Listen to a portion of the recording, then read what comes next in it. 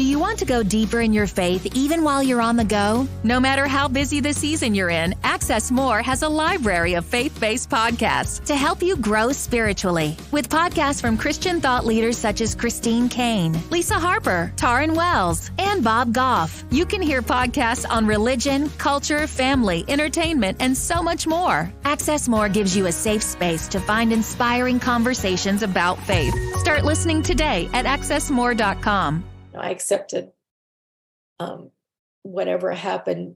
It was in God's hands, not my hands. It's those moments when you put your child in a mental hospital or when you put them in ICU that you're totally not in control. And so you have to just deal moment by moment. And I feel like I cut you off. Go ahead. Deal moment by moment. Okay. No, I don't think, you don't think a whole lot except, you're just there waiting. Thank you for stopping by my podcast, Finding God in Our Pain. Welcome. Hi, I'm your host, Sherry Pilkington. In this podcast, you'll hear firsthand stories of how the God of the Holy Bible meets real people in their real pain. We look at the good God we profess through the lens of pain and suffering. I'm processing the most painful season of my life after unexpectedly losing Larry, my husband of 32 years. In my journey, I've discovered that there are many types of deaths. Maybe you've asked God, how could you let this happen? Why me? Where are you, God? Do you even care? What am I supposed to do with my life now? Here at Finding God in Our Pain, we don't shy away from the tough questions. I ask them to my guests. I share what I've experienced. We give real examples of how God shows up in the darkest, most painful situations in life. May the stories that you hear and the advice you receive encourage you to engage the heart of God about your painful places or memories or experiences or even your unmet expectations. Lean in close to God's heart because He speaks beautiful things in the dark. Patty Sepety, a mother of two, is my guest, and she tells her story with the purpose of encouraging your heart to trust God's faithfulness when life is more than you can handle. She shares her journey of walking both of her children through mental illness and their tragic experiences that set that diagnosis into motion, and what lengths a mother will go to get her children the help they need. And Patty was no exception. She was blindsided by what happened to her daughter when she was only 10 years old, and the fallout constantly challenged Patty's ability to get ahead of the resulting trauma that would unfold over time. And I don't remember the time frame in relation to her daughter coming to her about what happened and then her son coming forward. But in the midst of meeting her daughter's needs, her son, who is 4 years younger than her daughter, requests to also have professional help like his sister. He receives the professional help, and yet he follows through with his thoughts of self-harm.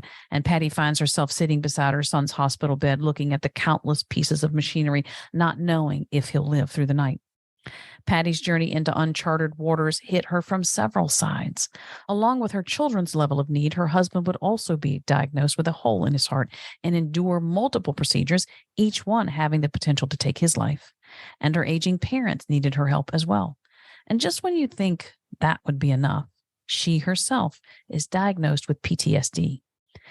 As our conversation unfolded, it became apparent to me that through every phase of her dark valley, she never questioned God's faithfulness. One of the things that was thought-provoking to me, or for me, is that she shares how she'd read Job's story, and it would comfort her that her life was not as bad as what Job had endured. Now, that's one way to put perspective in your life. Patty has the sweetest countenance, and you can hear it in her voice.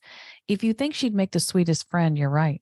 She has a strong bond with the women that she does life with. And I've met the group of women she's connected to. The whole group, not just a percentage of the women, love well.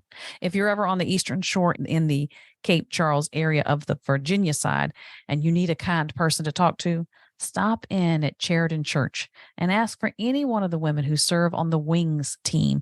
And WINGS stands for Women in God's Service. I guarantee you'll leave feeling like you were loved on by Jesus himself. Let's listen in to Patty's humble, transparent story of how she navigated mental illness with her children and the uncertainty that life can challenge us with. Welcome, Patty Sepety, and thank you so much for agreeing to be a guest, because you have a powerful message for moms. And some of the topics that we're going to talk about will be mental illness in the context of a chemical imbalance with both of your children. And we'll touch on your PTSD diagnosis that presents itself after years of taking hit after hit. And those hits being both of your children experiencing mental illness challenges. They discover your husband has a hole in his heart at 50, and you shared that you're not expected to live past the age of 21 with this condition. Also, your parents are aging and they need more help and attention than you can provide, but you do. And then your PTSD creeps into the picture.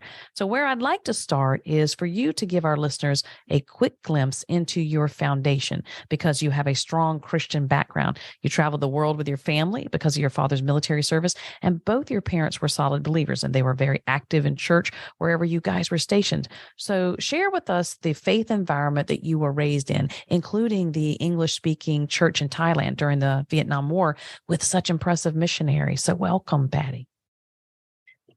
Thanks, Sherry. Glad to have this opportunity to share my story.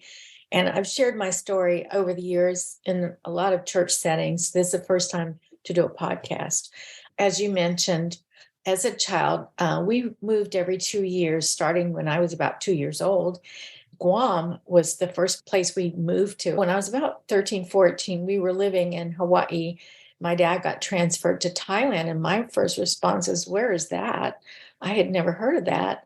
And anyway, we moved there within a couple of weeks of him getting his orders. And it was a very different kind of a place. And I wasn't real thrilled with that at first, because I wanted to come back to the mainland US. So my parents started going to this church, and I was very shy and I didn't really want to connect with anybody, but the people were very friendly and loving. The church was run by the International Mission Board in Richmond, which is sponsored by the Baptist. And the church was full of missionaries. That was their home base. They would go out in the field and other places, but they would come there and congregate. And the teachers there, the Sunday school teachers, were missionaries. Some of them had PhDs. Some of them spoke several languages. Some of them were medical doctors and nurses. They were highly trained people. And my friends became their children.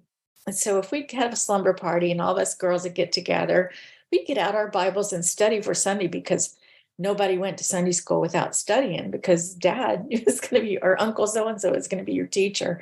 So we all studied the Bible together, and my parents were Bible scholars, and we all read the Bible and discussed it on a regular basis. So I was really blessed, and I didn't even think of it at the time. But after I grew up and realized a lot of people don't read the Bible, I said, I was very blessed at an early age. I was introduced to God's word and had a firm foundation of faith from those people and their life example, not just reading the Bible, but seeing that some of these people, like one of the doctors was a surgeon. He could have been making a lot of money in the US, but he laid down his life for others. He decided that was more important, to help people at real need, not, to be at a hospital with rich people, to care for everybody. So that example for me was really important. And then, we grew up and moved home to the US and eventually got married. And I worked with a bunch of Christian women, and we would share different kind of books and talk about Bible and things like that. And this one girl gave me this book called How to Live Like a King's Kid by Harold Hill. It was a very simple book, but he believed the Bible just like it was written. And so some of my traditional teachings, I was like, wow, the Bible says Jesus Christ the same yesterday, today, and forever. Yes, God still heals today. So he kind of enlarged my understanding in my faith walk in his little book. Each chapter in his book was like a life experience where he'd experienced God doing a miracle in his life. And so that became part of my life experience too. Fast forward to when I became an adult and my Christian walk, because I did get baptized in Bangkok and accepted Jesus, and he was my savior, but I cannot say that he was my Lord, because I was kind of a willful person for some years until I realized I needed to give everything over to Jesus. And that's one of those daily things. We still like to control things no matter how old we get. So I have to remind myself that he's in charge, not me. I think that's the regeneration process too, is once you accept Christ, you have salvation, but then there's this process of growing in intimacy with him, and therefore turning our life over to actually make him the Lord of our life. I don't think that's so strange. Now, I'm not saying God can't be supernatural and somebody is immediately wholehearted, 100% given their life to Christ. He is the Lord. I do hear that happen, but I'd like to think, only because it happened to me and you, that the norm is a growing process into that intimacy and the Lord of our life. When I hear you talk about such powerful ways of being equipped in life, because the word does not come back void. At such a young age, you're reading the word. There's an imprint that's being made on your heart and on your mind of God's power in his word. So do you feel like it made you naive in the church setting? And if so, in what way? Oh, yeah, that's a really good question. And I want to back up to after I grew up, and I didn't just work with Christians. I got married and had children, but I married a non-believer because, like I said, I wasn't really under God's lordship, and that was a rocky road, but I can humbly say that we made it. We went through the bumpy road, and I'm so glad because he was very supportive of our kids. And we just celebrated 50 years of marriage. But the thing about being naive is I'm not really naive about everybody. However, when I was going to the missionary church, missionaries are very dedicated, wonderful, God-fearing people for the most part. There could be a bad apple here and there, but they're rare because they're screened, and that's their dedication. When you come back and you go to regular churches that are run by all kinds of people or have all kinds of members, they'll say 20% of the people do 80% of the work. And, some people come to church and they don't really know Jesus. They're there for a social experience. They're there for different reasons. And I think I had this upbringing of I was around good people. So when there were some not good people around, I would just go, maybe they're having a bad day. Or, we're all in church together trying to learn and be better. So I allowed for different kind of behavior based on the fact that, my experience was different. And so sometimes I was naively accepting, especially in the church setting. Can relate to that about allowing people certain behaviors, thinking that they're just having a bad day because aren't we all in church? Aren't we all after the same thing? How did you fall victim to someone in the church? That is exactly it. I was in church, and all of us have inside ourselves this little, warning button. And sometimes we can ignore our intuitions. And I was more ignorant, like even if someone might not rub me the right way, I would say I have to be allowing for them. They're in church. We're learning to be better. And so when people would behave badly in church, I would give them extra grace. I didn't expect that for maybe work people because they come from all over, but church people, I gave them extra grace. And so when a person, an adult individual, befriended my 10-year-old. I have 2 children. They're both adults now with kids of their own, but they're 4 years apart. My older child was 10 at the time, and she was very smart, precocious, and I was in choir practice, and she was bored, and she liked to learn all kinds of things. So the person that ran our technology equipment offered to show her how to use the computer. And I'm like, good, I'll occupy her while we're having choir practice. And it would never have occurred to me that they would be doing anything else, because and in my own family too, the men were very well behaved, and we didn't have any kind of strange behavior in our family either. So my daughter came home one night and she said, I want to tell you a secret, and you can't tell anybody. And I said, well, I thought she's going to tell me that she liked some kid or something, a 10-year-old, kind of a secret. And I said yes before I knew what it was. And then when she began to share what happened to her, she started crying. She got very hysterical. And I said, I have to talk to somebody, and she said, you promised it. I felt like I couldn't break her trust at that moment. I also wondered if anybody would believe what happened to her. the inappropriate thing this man did. And he was 50 years old and she was 10. So there was no way that she would encourage any kind of behavior from him, because I've been asked all kinds of questions about that. So I want to make it clear that, she was just a 10-year-old wanting to learn how to use the computer. Right. And I was shocked. And I said, I even asked her, did anybody else ever treat her this way? I was like, any relatives or anything? Oh, no. She was just really shocked that I would even suggest such a thing. And I said, well, then that it's not right for someone to treat you in a way that makes you feel uncomfortable. And she did, and I said, I will talk to this person and he won't bother you anymore. And I did, but I didn't ask a lot of intimate questions because I didn't realize how bad it was. And I just made sure that he left her alone. And I protected her from ever being alone in his company again. The other thing I didn't understand was that it would change her personality.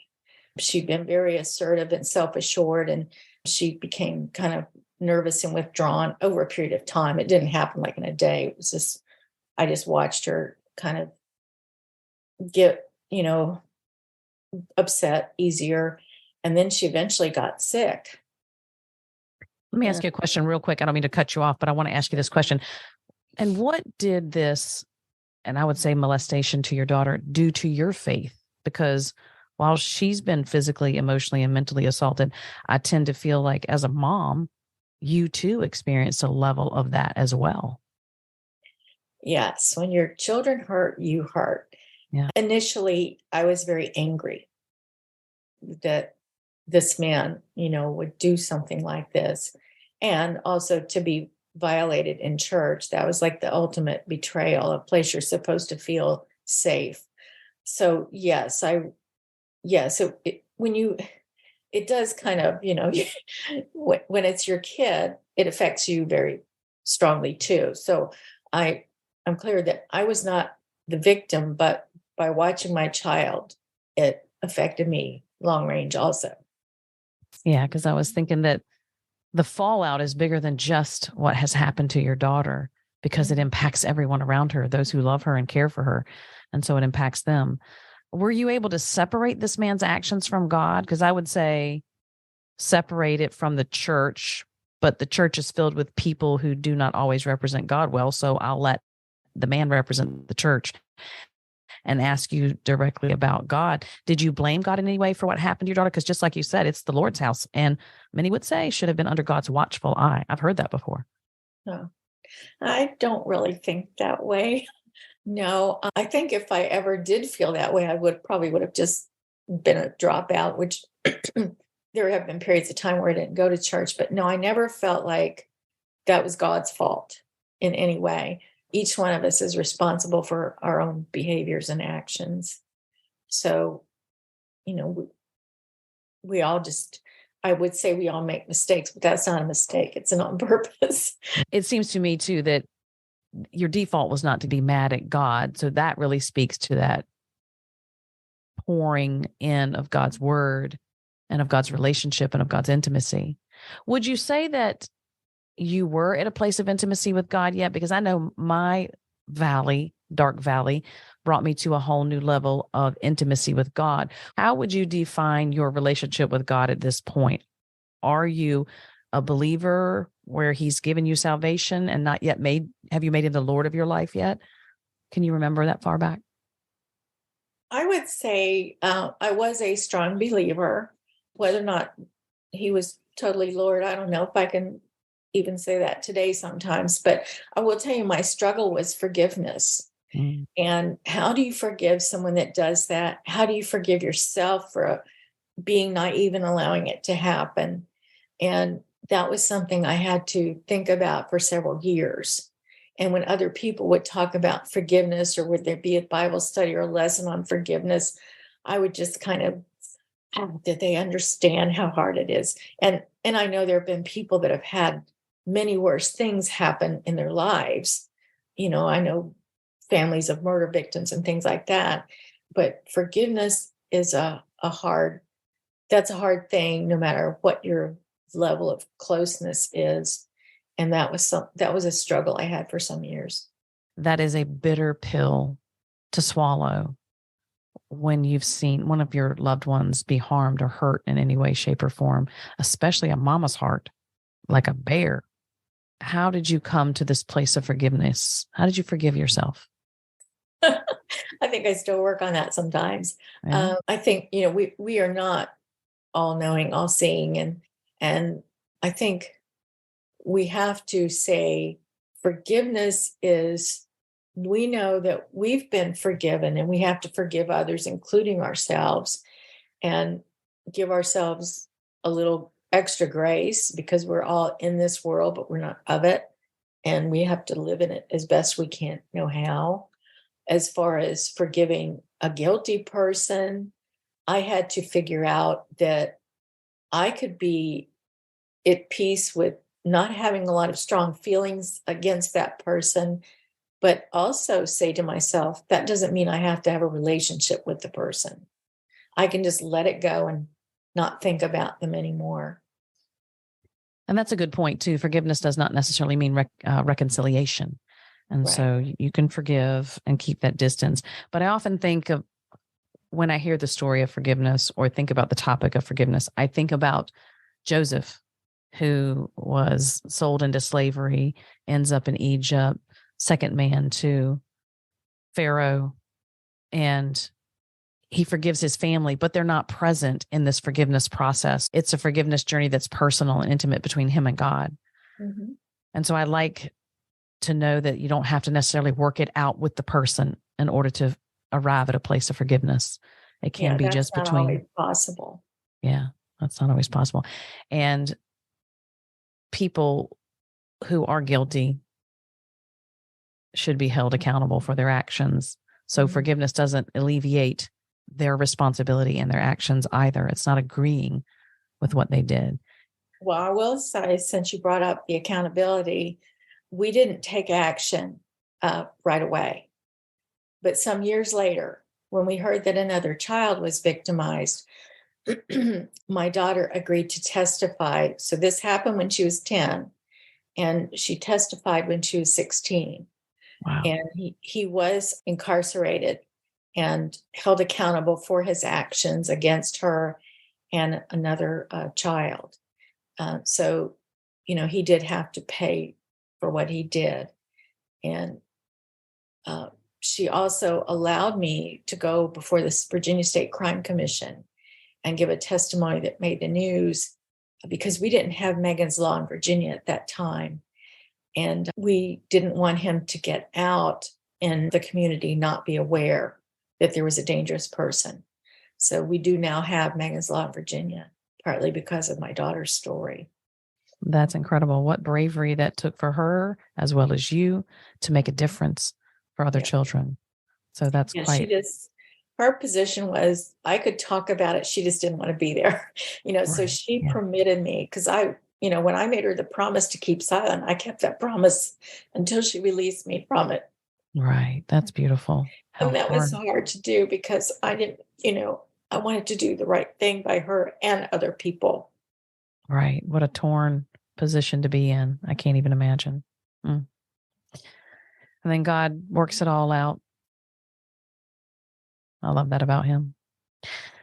Backing up just a little bit, because one of the things that I hear most often when people go through things that are outside of their reality or past experiences, or even their current skill set to handle, is, I did all the wrong things. And you mentioned that you did some wrong things. So how did that impact you? What would you consider the wrong things? Oh, in some things I look back and I say, was it really wrong? I didn't do certain things because I didn't realize what happened to her was a crime, in fact. I just knew it was inappropriate. I didn't know it was a crime until several years later, when we were interviewed by the police.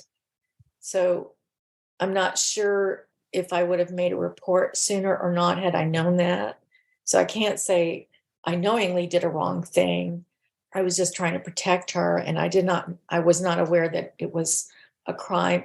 And for anybody out there that's listening and, has been treated in an inappropriate way, or your child has, you should kind of research and get the facts, because there's no statute of limitations on that kind of crime, on sexual assault. There's no statute of limitations.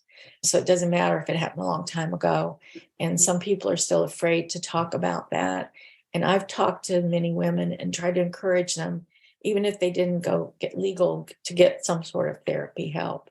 But yeah, those are the things I didn't know, that I didn't act on. And I didn't know that what happened to her, this incident, would make her ill. Or I might have taken action sooner if I'd understood that.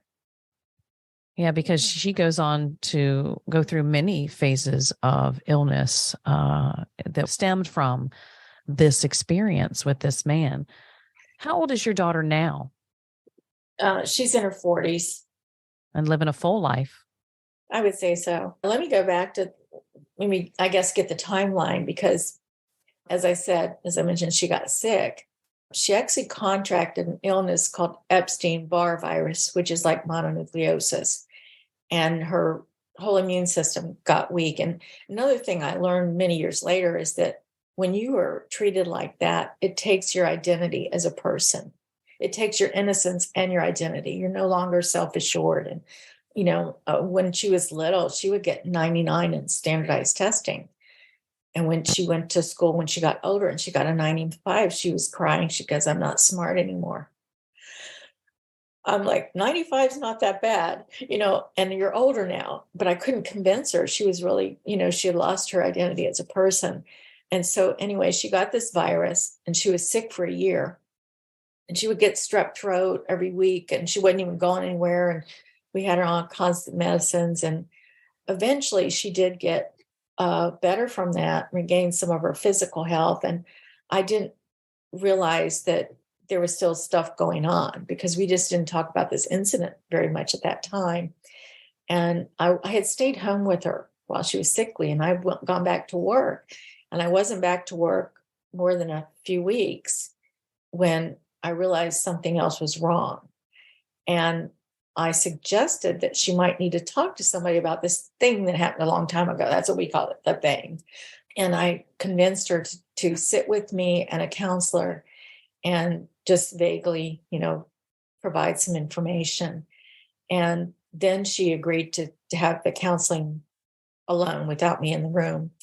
And she wrote on a piece of paper what happened to her. And the counseling was going on for a week or two, and I stopped the counselor and I said, "How's it going?" And the counselor said, "She needs professional help." And I said, "Well, who should I take her to?" And he said, "She needs to be in the hospital." I was like, "What?" I was really shocked. And so he told me what to do and where to take her. And we were interviewed by a social worker at a hospital, and she got in the hospital that fast. And like I said, there's a lot of things I didn't know. So I was taking her for a walk the next day in the hospital, and she confessed to me that she had wanted to take her life. And I didn't know that either. Right. But she didn't do it. And so she got this medical attention at the hospital. And after a week, she was released. And if anybody knows anything about mental health, it's like emotional open heart surgery. You don't come out well. You come out with lots of medicines and very fragile, and, with a lot of things you still have to work through, and you have to have outpatient therapy after you spend that time in the hospital, finally dealing with your issues. So she came out of the hospital in this very fragile condition. And the next day, her best friend got killed in a car accident. My goodness. And at 16, and it was shortly after that we had to do all this testifying. But this timeline made life very stressful for our whole family. What were you asking God about right in the middle of all this? What was your biggest why question for God? I don't think I was talking to God a whole lot then. It was like putting out fires and just, asking other people to pray and help us, because I was just focused on trying to help her. And when you look back, do you see God moving in those areas, maybe putting those people in place to pray for you? Oh, definitely. Definitely. Yes. We had a lot of wonderful friends who prayed. And one of the things that God did, and then I can look back and see, I lost a job, and I got a phone call from a lawyer friend of mine that said he lost a receptionist and he needs somebody in his office. And my first response was, I don't know anything about legal work. And I ended up working there for 4 years. It was during that time that we had all these issues. I got legal advice all day long for free. Nice. You know? So God put me where I needed to be. And it was a Christian law office that we were friends, not just coworkers, or he was not just my boss. And he knew our circumstance. So God put me in a place where I could get what I needed when I needed it. Wow. And also be able to use that legal advice to help other people later on. So, yes, I had my prayer warrior friends. I was in a job that was beneficial to what was going on in our lives. And my husband had become a believer during that time too. So it was a struggle for all of us. And as I shared with you privately, during all of this, we have 2 kids, and our younger son, who was 4 years younger, was also suffering. He loved that girl that died and saw what was our daughter suffering and was angry too. And we didn't realize that chemical imbalance can run in our family.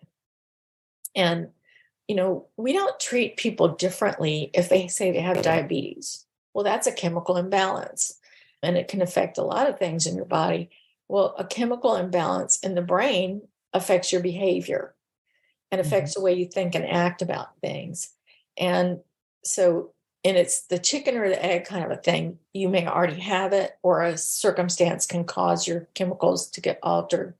So you don't always know where the things are, but there's triggers. And while we were trying to help our daughter, and she was dealing with all these issues, our son also got sick.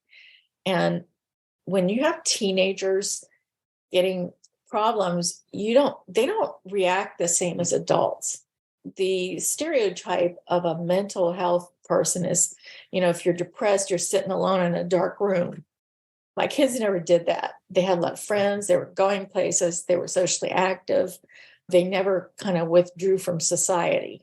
They just, it's like I don't, this is really probably not a good comparison, but like the functional alcoholic. They go to work every day. They do all the things. And then on the inside, they're miserable and hurting. Mm-hmm. So my kids were miserable and hurting on the inside, but other people didn't know, and I didn't know. And my son didn't manifest the same way as my daughter. And except that he was failing everything in school, including driver's ed. Now, teenage boys do not fail driver's ed. That's fun, Right. That's freedom. Yeah. And so one day when we discussed why he was like 14 and struggling with all this stuff, and he said he wanted to talk to our daughter's doctor. And I said, that's a psychiatrist. And he said, yes, that's the one I need. He knew, but we didn't know. And it wasn't long before he was in the hospital also, and with severe depression. And the doctor gave him a different kind of medicine. It was very expensive. So I asked for samples because I couldn't afford it. So he gave me, when they give you samples, they give you a lot of it. So he loaded me up with all these samples, and I brought him home and I put him on the kitchen counter, and I said, okay, take this every day. You'll be fine. Like your sister, but he was a boy and he didn't want to do that. It's embarrassing to take medicine and have, a weakness kind of thing. And he went back to school and he couldn't cut it. And so he came home one day and he took all of it. Oh, no. And when I realized what happened, I rushed him to the hospital, and he went into a coma. And the first nurse that was taking care of him, she wasn't very nice. She just saw this teenage boy that had done something stupid. And I asked if he was going to be okay. And she said, I don't know. And I just prayed, Lord, get that woman away from my son. Yeah. He's not going to make it. I at least want someone to care. And I went to call my girlfriend and I said that I was losing him. And she said, oh, no, you're not, because I'm going to pray.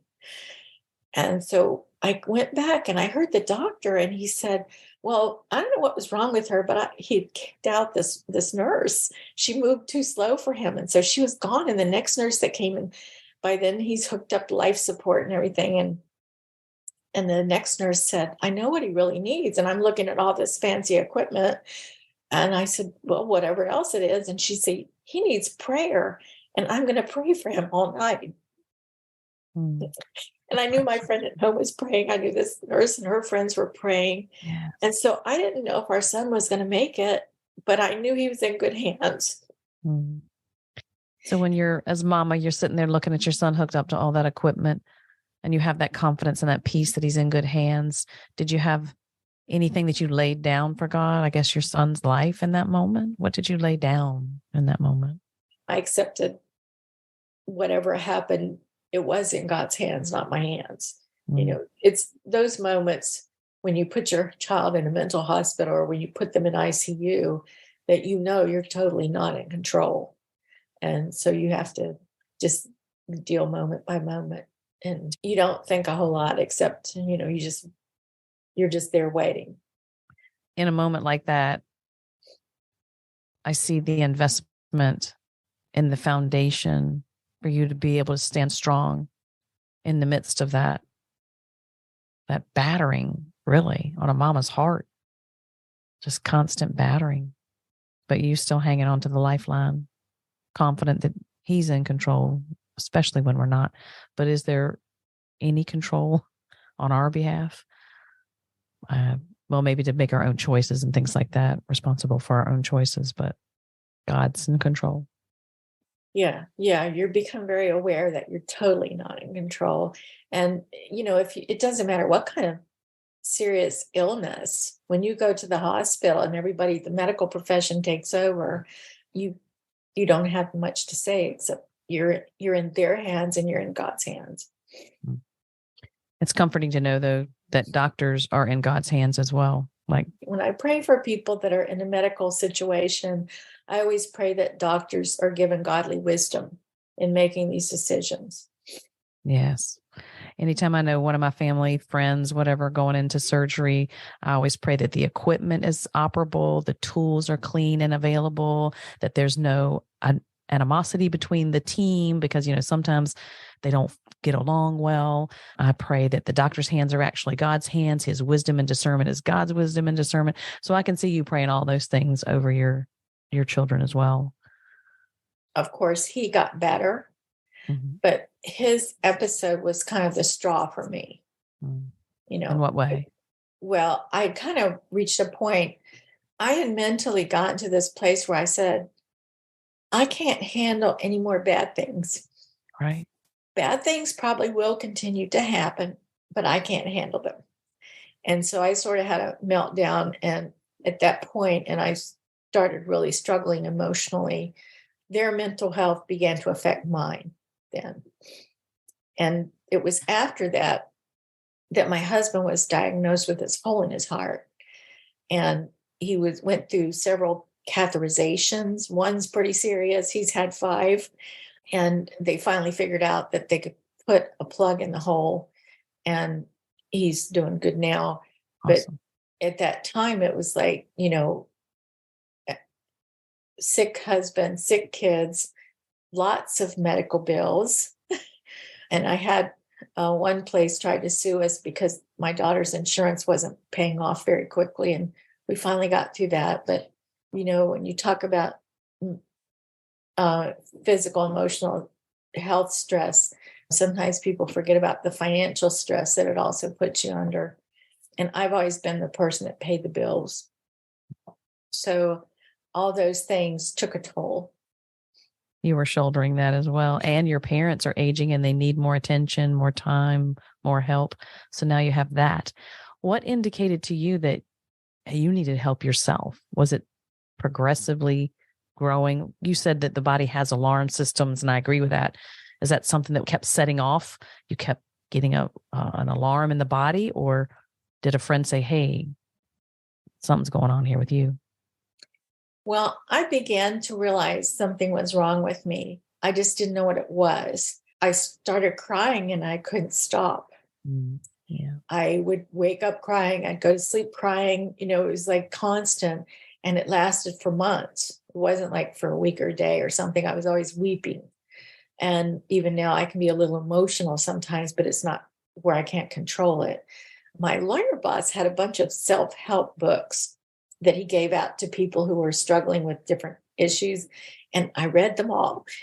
and I was talking to a friend one day, And I said, do you think I'm depressed or there's something, wrong with me? And she said, well, you're reading all those books. Are they helping you? And I said, no, the books aren't helping. They're good books, but they aren't, they're not making me better. And she suggested I needed to see someone. But I'm a DIYer about everything. And I didn't really trust, I didn't want to talk about all these circumstances anymore. And so instead of going right away to a professional, I decided I'd go online and take a test, like multiple choice depression test. And I failed it. At the bottom of the test, it said, print this off and go immediately to a medical professional. Oh, goodness. Well, And I immediately. can look back on that and kind of laugh at the silliness of me doing that. But then I called a Christian counselor that I was friends with and who had known some of my circumstance, so I wouldn't have to go through the whole story again. And he said to come in, and he was a very wise man. And I handed him the test, and right away I started crying because that's what I did about everything. And he said, let's go through this test again. And he gave me a better grade. and we just kind of chuckled about that. And then he said, I believe you have post-traumatic stress disorder. And I said, isn't that what men get in the war? Because back then, not too many people talked about that. And he said, haven't you been in a war? And I said, well, I guess since you mentioned it. And so he talked to me and he told me I should go to my medical doctor and tell them what was going on. And they already knew a little bit because they had treated the children. So I ended up going on the same medication as one of my kids, and it really helped a lot. And I had to stay on it. Some people have said, are you sure you had that? Yes, I was officially diagnosed by a doctor because I wouldn't have figured that out on my own. Well, and me included, until I learned differently that PTSD is associated with military war service. But no, it's outside of that as well, mental, emotional damage, if you will, collateral. Because it is interesting to me that the body can even heal from broken bones, bruises, surgery, but yet there is a mental and emotional toll that it could potentially take on the body. And that needs to be addressed as well. Otherwise, we just hide it away, tuck it down into the body somewhere, stuff it down, and then the body pays for it, such as an example, your daughter, not that she was stuffing anything down, but that it does wear on the body as well. It can physically manifest itself. So I'm so glad that you were able to consider yourself in the process of this war zone and then get help for that. What sort of conversations were you having with God during your diagnosis? Because I think you said even your memory was suffering during this PTSD. I forgot to mention that was one of the symptoms besides being upset a lot was I lost my short-term memory, and I still have some blanks at that time. And if anybody in the military is listening, I don't want to diminish because some people have been through much worse things. PTSD is like any other kind of illness in that there's different degrees. So you can have a far worse case than I did, but I still had a case of it, and it was not pleasant to be in that mental state for all that period of time. And but there is light at the end of the tunnel, and you can get help. So I encourage people, if you're struggling with your emotions and you feel like you can't see light at the end of the tunnel, to find a Christian counselor and get some help. But as far as my prayer time, I don't know. I think I'm a much better prayer warrior now than I was then. And a lot of times I was so in the middle of the situation, I was just asking other people to pray because I didn't always know how or what to pray for. The power of prayer. Did you have a scripture you were hanging on to at that time, or anything that would come to you? Does God send you a song, send you scripture? Well, I got songs for everything, but I have to chuckle when you ask me the scripture question because somebody asked me that. What's the scripture you cling to? And I said to that person, I read the book of Job a lot. I said, at that time, I was like, I would read it and it'd be like a soap opera. Well, my life isn't that bad yet. I don't have boils and blisters. So poor Job, he actually encouraged me, and he knew at the end he was going to see God. I don't read the book of Job so much anymore. I like the whole Bible. I'm more inclined to like Revelation. But yes, and there have been scriptures that have been beneficial. And the first scripture I learned was John 3:16 when I was a 6-year-old. And so I knew that Jesus loved me, and I know he loves me still. And so, yeah, that was kind of interesting, because I actually did get asked that. You had the courage to go look at Job, and you did make me chuckle when you're comparing his life to yours. And you're like, no, I'm still good. I'm still good. It did go physically, mentally, emotionally. Like you saw him struggle all the way through on every level. With more and more and more. And it, like, finally he was like, what did I do to deserve this? Did you ever ask God that? Not really. Like I said, it was interesting reading Job, because I would say, there's a lot of people going through a lot worse than me. It's true, but you might be able to tolerate something that I could never tolerate. And so it would be horrifying to me. And yet you would be like, no, let's move forward. We can do this kind of thing. Mostly, I think it speaks to your faith, that foundation. It comes back to that foundation of being able to walk strong, be able to walk with courage in the midst of such, in my opinion, horrifying life experiences. Do you have any regrets when you look back over all that you've navigated? I don't know. I wish today I had a closer relationship with my 2 adult children, but because of all the bad things, they've sort of rejected the traditional church for now. But I do believe the covenant that, when you're saved, your whole household is saved.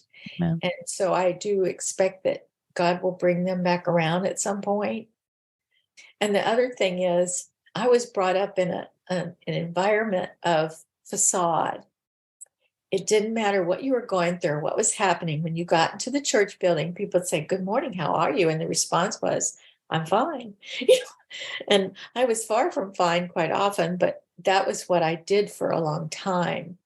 And I had to learn to say, it's okay today, but yesterday wasn't so good.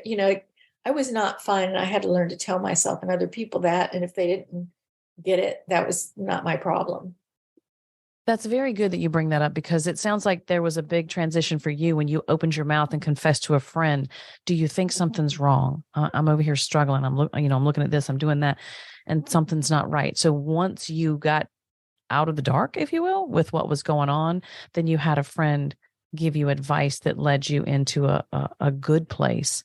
Because I think she even spoke of, and this is from a previous conversation you and I had, about your mama heart. Like you had fear and you felt guilty because you're a Christian.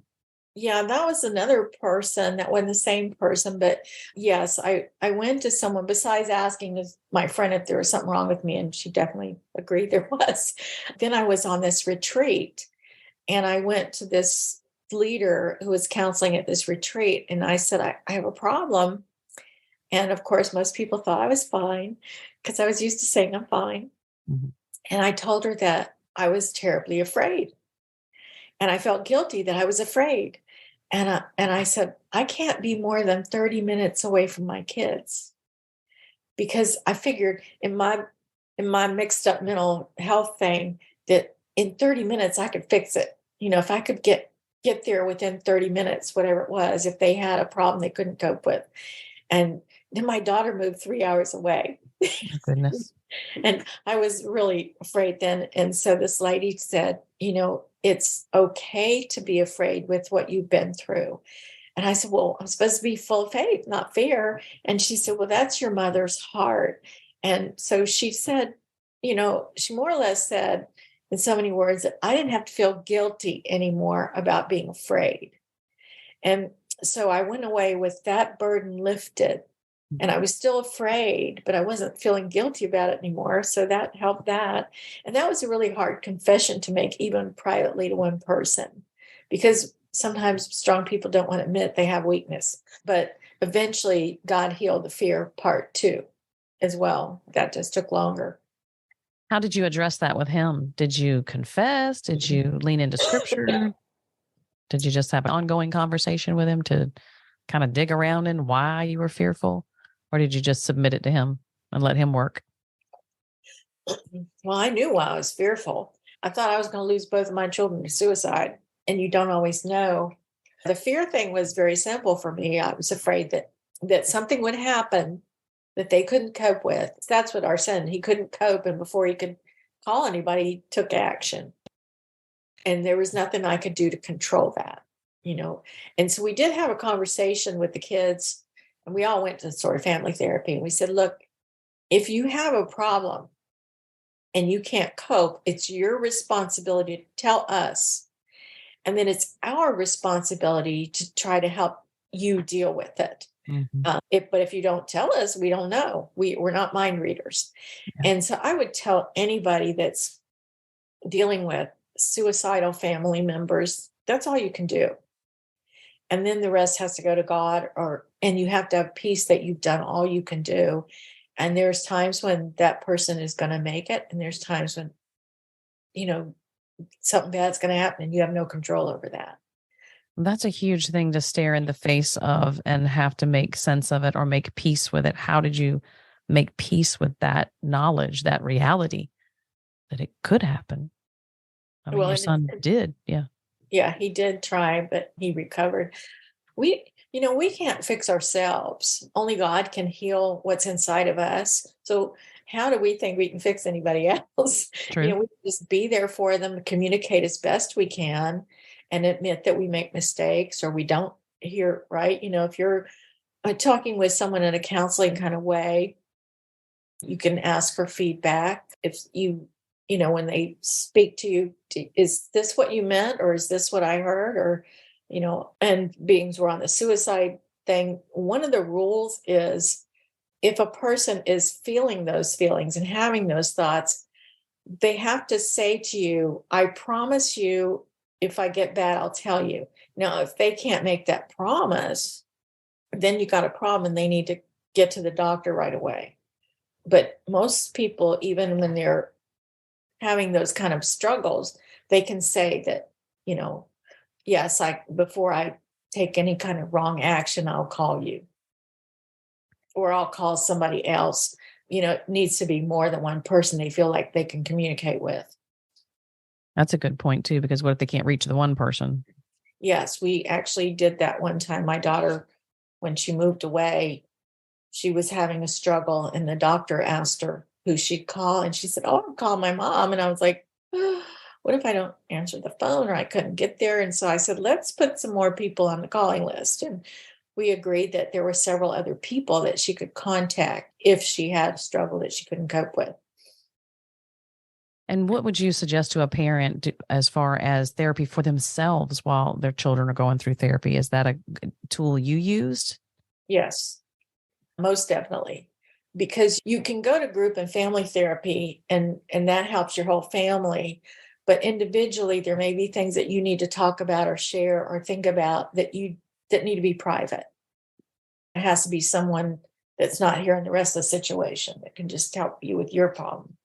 Because there are things that your child probably wants to say in private, and there are things that you want to say in private. So that seems very beneficial. Yeah, and the same counselor can't necessarily counsel the whole family. You can do it as a group, but individually, you may need a separate counselor. And I do recommend a Christian counselor because we recognize that a lot of things in our life are caused by sin. Secular counselors would not do that. And their perspective is different. They might let you make more excuses and not hold you accountable for things that we know that would alter the situation. Also, I would say this to someone who has maybe struggled, and because I've talked to a lot of people, and I know some people have never sought professional help and needed it, you can go into a counselor and set up a hypothetical situation. So let's say you were a victim a long time ago. You've never talked to anybody, but you're afraid if you go to a counselor, they might report it. You can go in and say, I have this friend, or if I told you about this situation that happened a long time ago and it's not going on now, would you need to report it? And they will tell you yes or no what the rules are. And some people will tell you, I'm a mandated reporter. That means if you tell them you're in a harmful situation or you're going to harm yourself, then they're required by law to make a report. So you can ask those questions before you tell your story. If you feel like the counselor is not trusting or going to keep your confidence, then get another counselor. You have to be able to sort of ask these general questions before you get into particulars. But that's one way to try to get yourself some help and just get some things off your chest. I see the value of that, saying it is a hypothetical situation to feel them out as to what you share to a certain degree in order to find out if they are mandated to report or not. And I also like, through my years of therapy, the Christian perspective. I mean, they're trained the same as far as licensed and whatnot as in psychiatry, but I love the spiritual value of the Christian therapist because they do have a set of moral convictions that we all agree with as believers, or that we can all understand and come to an agreement in the process of delving into some very difficult territory and very traumatic experiences. Yeah. I think a secular counselor, when I went with the guilt fear thing, probably wouldn't have connected with me. They wouldn't understand how it's important the faith factor is in my perspective and was at that time. There's a place in Richmond. I don't know if it's still called this, but it used to be called Christian Counselors Training Center. And it was in Richmond. And we abbreviated it CCTC. Well, you could go to their place and they train counselors, and you could go sit in on one of their sessions where they'd have a room full of people. It's like a school for counselors. If you had a problem when they're training the counselors, you could also get help for your problem because they would put up different scenarios. So, and I went one time with a friend because we were learning about some certain things and about forgiveness and things, and they have topics they address. And that was very helpful to me to get some perspective on certain things. That's huge. Yeah. So if you might want to check it out. I'm pretty sure it's still there. I don't know if they call it that now. Okay. That'd be an awesome resource for people. It's a program you sign up for if you want to learn to be a counselor. So there is a cost. I don't know that they allow free auditing. Okay. You can go there and they don't need to know that you're there for yourself or for the class. In the psychiatric setting, there's some programs called RAFA, God is Our Healer, but they're not at every hospital. And there's the CHKD in Virginia Beach is getting ready to build a big psychiatric facility. Nice. And I think that's really, really needed because for children, there's not as much opportunities and places for them to go and get help. And another place to contact is NAMI, which is it's a mental illness support group. It's all across the United States, and they have different groups in different places. And they used to have face-to-face meetings, but then COVID hit. But sometimes they'll have Zoom meetings. And a lot of them, I participated in one, but they were talking about teenagers, and I'm past that now. So you can get into a NAMI support group, and that is free. And that's National Alliance on Mental Illness, NAMI. Yes. Okay, that's a great resource. If you connect with a NAMI group, and you can look them up on the web, then you can get the support needed as a parent. You can also work on getting your child help if they need help. That's a great resource then. It's affordable. That's key. Yeah, yes, because mental health is very expensive. And insurance companies don't pay as much for that as they do for other kind of illnesses. Isn't that the strangest thing? That is strange to me. I follow several military groups that I support, and they talk about the suicide rate with our military men and women, and they don't get the help that they need. It's just so frustrating. Yeah. To watch that experience and then end into life in the process of not having resources and not having help that they need. Patty, you've been wonderful. When I listen to your story, something really sticks out for me. Earlier, I used the word naive when I referred to the grounding that you received, your foundation in faith. But now when I listen to your story, it actually prepared, grounded, and rooted you in all that you would need to survive and thrive in a broken world. So I am deeply appreciative for you taking that time, and to also know that your children are both grown adults with families and living a full life and addressing any needs, mental, emotional needs that pop up. And did you have anything you want to add to that before we close? Is there anything I have not asked you about that you'd like to share? I think that's really true, that God did prepare me for the journey that we would have to take. And I am proud of my children that they are highly functional And they do know they take responsibility for their actions, and they're very good parents, very attentive to their kids. So I'm glad that they were able to move on past the teenage traumas and achieve their goals. My daughter has a very good job with the government. Our son does electrical and handyman kind of work, and he lives in the outdoors, which, he's likes to go hiking in the mountains and that sort of thing. So they do what they need to manage their own health issues.